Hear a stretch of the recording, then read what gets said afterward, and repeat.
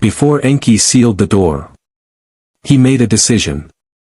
Not about the flood. Not about the boat. Not about the oath he swore to the assembly of gods. A different decision. He decided that certain things could not be allowed to disappear. Certain knowledge. Certain records. Certain laws that had governed the cosmos since the beginning of everything. And so, before the water came, before the door closed, before he went back inside the place the inside of which no other god knows, Enki hid them. Berossus, a Babylonian priest of the Temple of Marduk, writing in 290 BCE, documented exactly what was hidden and exactly where. His account, preserved in the writings of Eusebius, Josephus, and Syncellus, is one of the most extraordinary documents in the history of human knowledge. What Enki hid behind the door was everything. Every law of civilization. Every record of what came before. Every piece of knowledge humanity would need to start again. And then, he told one man where to find it after the water receded. Welcome to the Shadow Ancestral. If you watched episode 8, you know about the door. The e-abzu at Eridu. The oldest shrine ever built. The threshold between the world above and the subterranean waters below. The door Enki went back through, and sealed, after the flood. Tonight we answer the question that episode left open. What did he put behind it before he sealed it? Subscribe right now if you are new here. Hit the notification bell. Every episode on this channel goes deeper than the last. Now, let us go to what was hidden. The first thing Enki hid behind the door was the me. We covered the me in episode 3. But tonight, their full significance becomes clear. The me, pronounced me, were documented in Sumerian cuneiform as the divine decrees that made civilization possible. Medium.com, drawing on academic sources, describes them precisely. The me were a set of fundamental divine decrees or powers that made civilization and cosmic order possible. They were foundational to Sumerian religious and social institutions, technologies, behaviors, mores, and human conditions. Each me, when activated, when recited or ritually invoked, would tune the world to a specific frequency of order. The documented list includes kingship, the priestly office, descent to the underworld and ascent from it, the scribal arts, music, the art of the smith, the art of the leather worker, truth, falsehood, the destruction of cities, lamentation, rejoicing of the heart, fire, and the extinguishing of fire. All of it, every operating code of civilization, was held in Enki's shrine. In the e-abzu. At Eridu.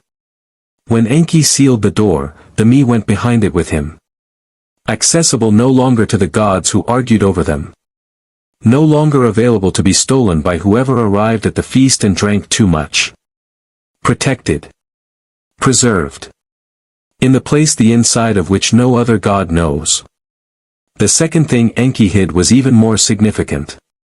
The Tablet of Destinies. Documented in the ORACC database at the University of Pennsylvania, the Tablet of Destinies is described in Sumerian texts as the object that controls the future of everything. Not one person.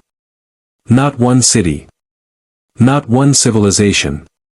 Everything. Whoever held the Tablet of Destinies held supreme authority over the cosmic order.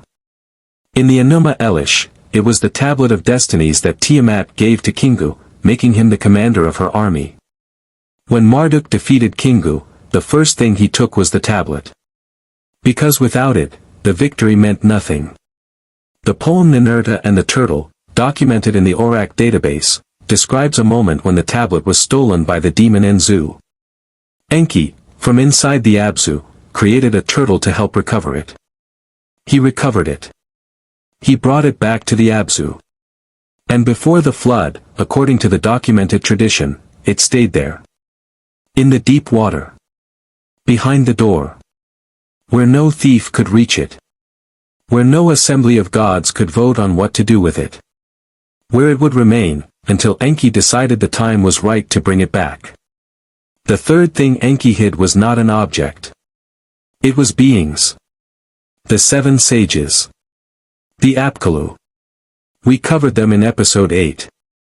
7 beings sent from the e-abzu before the flood to teach humanity civilization. Writing. Mathematics. Architecture. Law. Medicine. Music. The management of rivers. Everything that made the Sumerian civilization the first civilization on Earth, came through them. And before the flood, they went back. Back through the door. Back into the e-abzu. Back to Enki. The academic paper Enki's 7 Sages, published in the Open Journal for Studies in History, 2024, documents what happened to the Apkallu after the flood.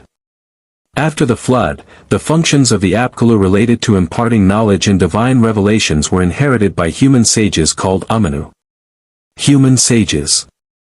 Inheriting functions from divine sages. Because the divine sages, the original Apkallu, had gone back inside. And what they carried with them, accumulated across the entire pre-flood civilization, was the knowledge of everything humanity had learned since Enki first sent them through the door. All of it, taken back inside before the water came. Preserved. Behind the sealed door. With Enki. Still there. We are at the halfway point. And what comes next is the most extraordinary part of this story. Because Enki did not only hide things behind the door. He also gave specific instructions about what to do with them, after the flood receded. And those instructions, documented by Berossus in the 3rd century BCE, describe a buried library that may still be in the ground in Iraq today. Subscribe to the Shadow Ancestral right now. Every episode on this channel is built from verified sources. Subscribe. Hit the bell. Now, the buried library. Berossus was a Babylonian priest of the Temple of Marduk, the Esagila in Babylon. He lived in the early Seleucid period, writing around 290 BCE. He wrote a 3-book history of Mesopotamia in Greek, called the Babyloniaca, dedicated to the Seleucid king Antiochus I Soter. Almost all of it is lost. What survives, approximately 2% of the original text, is preserved in fragments cited by Josephus, Eusebius, and Syncellus. But what survives includes one of the most significant passages in the entire ancient record. Livius.org, the respected academic Mesopotamian history resource, translates the Berossus passage directly. Cronus, meaning Enki, appeared to Xisuthros in a dream and revealed that on the 15th day of the month mankind would be destroyed by a great flood.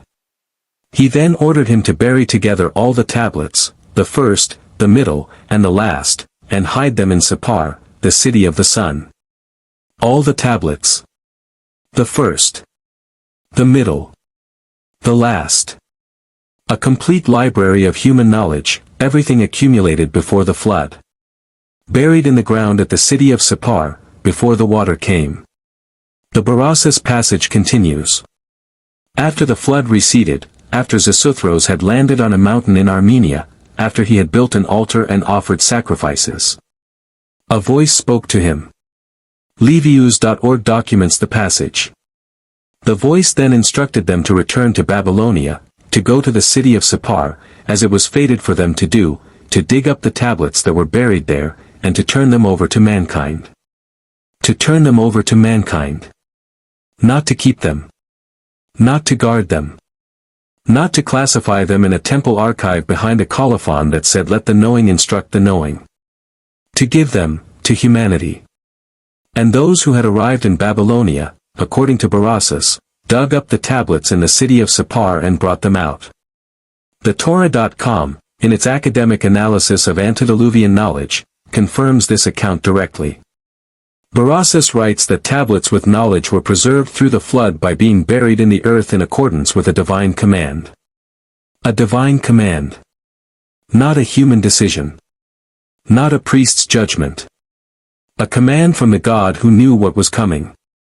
From the God who had sealed the door, and left instructions on the other side of it for what to do when the water was gone. Now we have the complete picture. Before the flood, Enki made 4 specific moves. First, he took the divine laws of civilization, behind the door of the e-abzu, where no god could steal them again, where they could not be lost in the coming flood. Second, he kept the tablet of Destinies in the e-abzu, the object that controlled the fate of everything, where the gods who voted for the flood could not use it against humanity. Third, he called the 7 sages back, the Apkallu, the teachers he had sent to build human civilization. He brought them back inside, carrying everything they had learned, everything humanity had taught them about what it meant to be alive, back through the door, before it sealed. And fourth, he gave a command to one man. Bury everything. The first tablets. The middle. The last. All of it. At Sippar. In the ground. Before the water comes. And after, go back and dig them up. And give them to humanity. This is what Enki hid behind the door. Not secrets. Not power. Not leverage over the gods who had voted to destroy us. He hid the record. The complete record of everything that had existed before the flood, everything humanity would need to rebuild, everything that should not be lost. Simply because a council of gods decided they were tired of the noise. Enki sealed the door. Behind it, the laws of civilization. The tablet of Destinies, the fate of everything. The 7 sages, and all they knew.